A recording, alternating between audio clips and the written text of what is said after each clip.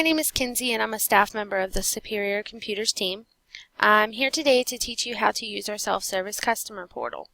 We'll begin with the email that you should have received after speaking with one of us at Superior to get your user access granted. I also want to show you the direct link to the portal so that you can access this after the initial email. But first, let's go over the email. This is what you should have received. It will say, "Welcome to the customer portal for Superior Computer Services. A new portal account has been created for you by Joe Grubb.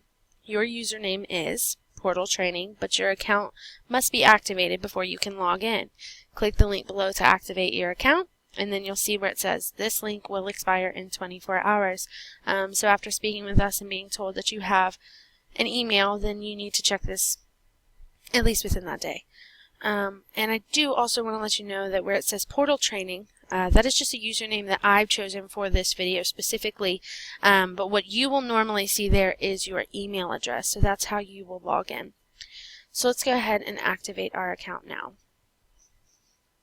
It'll ask you to pick a password, which you'll see here it says a minimum of 8 characters with no spaces, and it's always a good idea to have upper and lowercase letters in your password, as well as numbers and punctuation marks or special characters like exclamation points or question marks. It just helps with the security to make sure that nobody can hack your account.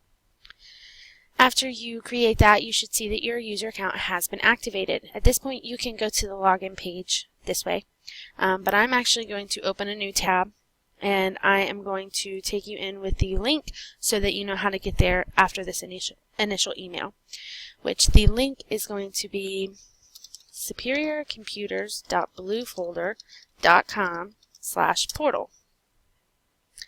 And this is what it will bring you to. You'll see our nice big logo and an online service request form. This form is for our customers and clients who do not have a portal login. But if you're short on time and don't want to log in, you can always submit one of these forms and we will still receive your ticket. For those with portal logins, we'll go to the top right corner and click Portal Login. Now it automatically picked mine up because I was already signed in from my email, but normally it will ask you for your login credentials.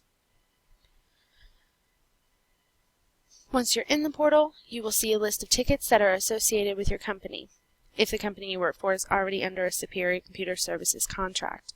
If there are no tickets, you may not have been granted access to view all of them. In that case, you will only see the tickets associated with you, and if you haven't started any yet, you will see no items were found for the criteria you selected. There are a few ways to view the tickets associated with you and your company. The first is to view all. This shows you everything that falls under your company as well as yourself. The second is At My Location, which is a view primarily for companies that have multiple locations and would like to keep track of tickets that are associated with their building. The third view is Mine. This view shows you all the tickets that you yourself have opened or have been opened for you by one of our staff members. Each ticket will show the ticket number, the description or title, and the status of open or closed. If you click on the ticket number or the title, it will bring up the overview of the ticket. You can see in the right-hand corner a drop-down menu that says Actions, where you can add additional comments or attachments as well as cancel the ticket. Canceling the ticket is only necessary when you've opened a ticket or someone has opened one on your behalf and you realize that the issue is either gone or no longer important due to hardware replacement. But what you will see here is the overview, which will show you your description or your title, the contact, the location, who it's assigned to. In this case, you can see that it's not yet completed and it's assigned to Joe and myself. The priority is normal. The due date. Now for the due dates, when you set these, you can either set them for same day if it's urgent, or say you won't need it until Wednesday of next week. You can set it for that date as well. The equipment to service, it says there's no equipment here because I haven't added anything, but what it will normally show is the equipment that, or the computer that you have deemed has the issue. You actually let us know of that inside creating a ticket, which I will let you know how to do that here shortly. Items here, it says it's telling you what the recent items are. And items are where we define all of the service items that our company expends to help support our customers, such as labor rates, products, parts, and expense items like mileage, airfare, etc. In most cases, there will not be anything in the recent items.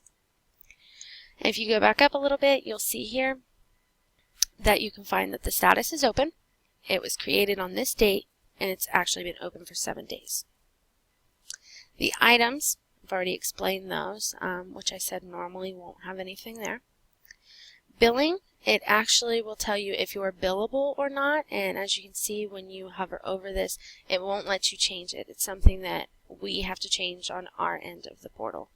And it says who you're billable to, which actually in this case says my name, but if you remember we signed in with Training Portal, which is actually linked with my account.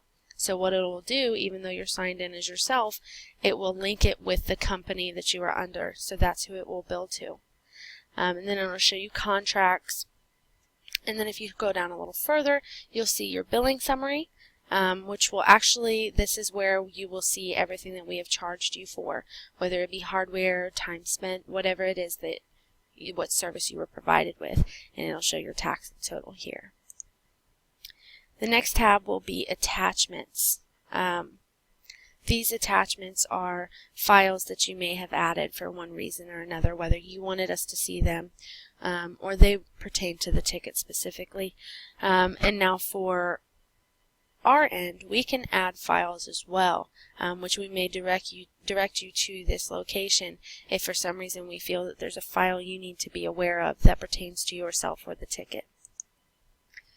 And the last tab is the log, which shows you how many comments, status changes, and assignments have been made during the duration of this ticket.